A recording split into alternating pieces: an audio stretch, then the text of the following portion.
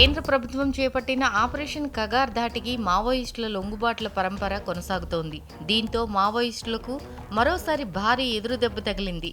ఛత్తీస్గఢ్ రాష్ట్రంలో దంతేవాడ జిల్లాలో ఏకంగా 63 మంది మావోయిస్టులు పోలీసుల ముందు లొంగిపోయారు. వీరిలో 36 మందిపై 1,19,00,000 రూపాయల రివార్డు ఉన్నట్లు పోలీసులు ప్రకటించారు. దక్షిణ బస్తర్, పశ్చిమ బస్తర్, మాడ్ డివిజన్లు, ఆంధ్ర, ఒడిశా సరిహద్దు డివిజన్లలో వీరంతా క్రియాశీలకంగా పనిచేశారు. ఛత్తీస్గఢ్ ప్రభుత్వం చేపట్టిన పూనా మార్గేం కార్యక్రమానికి ఆకర్షితులై మావోయిస్టులు జనజీవన స్రవంతిలో కలిశారని దంతేవాడ జిల్లా ఎస్పీ గౌరవ్ రాయ్ అన్నారు. లొంగిపోయిన వారిలో 18 మంది మహిళా మావోయిస్టులు కూడా ఉన్నారు. Kalahandi area committee secretary Paklu alias Pradeep Oyam, divisional committee సభ్యుడు Mohan alias Azad, Bhairamgarh area committee secretary Sumitra alias Draupadi Chapa సహా పలువురు కీలక మావోయిస్ట్ నేతలు లొంగుబాటులో ఉన్నారు.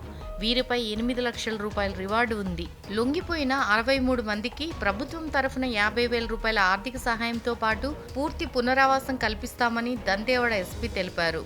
ఈ లొంగుబాటు మావోయిస్టుల నైతిక స్థైర్యాన్ని దెబ్బతీస్తుందని అధికారులు తెలిపారు. ఛత్తీస్గఢ్ ప్రభుత్వ నక్సల్ పునరావాస విధానం ప్రకారం లొంగిపోయిన వారికి నైపుణ్యాభివృద్ధిలో శిక్షణ, వ్యవసాయ భూమి, ఇతర సౌకర్యాలు కల్పిస్తామని అధికారులు వివరించారు.